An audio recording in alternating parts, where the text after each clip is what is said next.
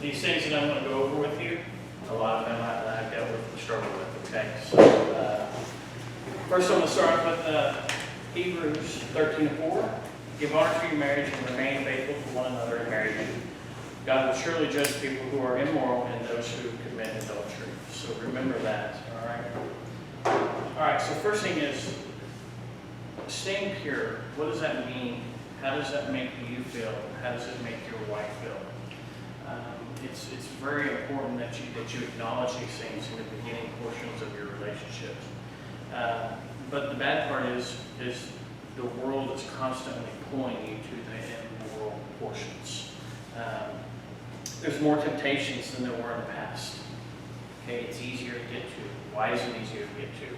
Well, we have better technology nowadays. And when I was 18 and 19 years old, there weren't even cell phones. So, computers, you'd have to move with a two-wheeler to move computers back when computers came out. So it's a lot easier, it's a lot more accessible.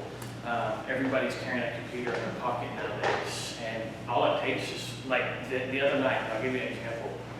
So my wife and I are watching TV, and this commercial comes on.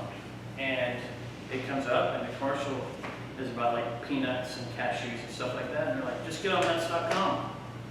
Now, if you Googled, nuts, well, what are you going to come up with on Google, right? If you come up with 900 different things that you probably would not want your children to even see, right?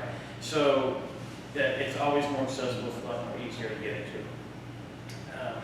People are also getting married later.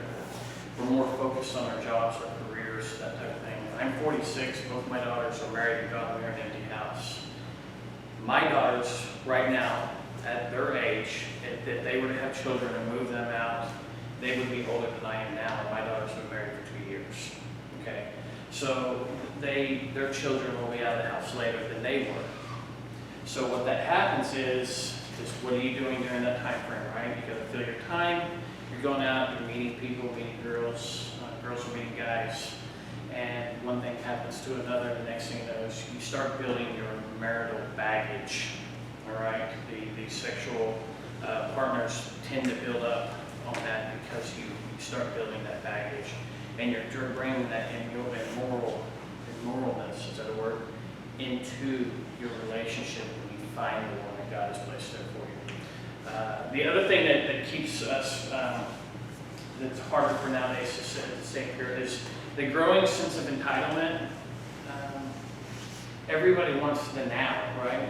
They want it now. It's something that has evolved over the last, in my experience, maybe the last 10 years. I don't want to put that blame on any one particular type of age group or anything like that, because it's really evolved over the years. My grandparents had things, they wanted things, but they would mull over things for 6 months, a year before they would do things. If I want something, I pretty much go get what I want at that point. So it's more of a sense of entitlement of things. And what that means, that sense of entitlement, is if you don't have that connection with your spouse, your loved one, everybody's probably heard the saying is that if I'm not getting it at home, I'll find it somewhere else. Okay? So, that sense of entitlement and I want it now is a problem in a lot of things. So what hurts marriages and puts you in a situation to have the opportunity to become immoral. Some of the things you can do to keep yourself out of it is just really use common sense. I work in a job to where sometimes I have people who ride with me in my vehicle from place to place, but the one thing that I don't do is that I don't ride in that vehicle with a female by myself. I don't have conversations in my office with females behind closed doors. Just those things of using some common sense to protect yourself, number one, because to be honest with you, all it takes is an accusation nowadays. Don't have to have substantiated facts or anything, but protect yourself. But number two, how would your wife feel or your girlfriend feel if she knew that you were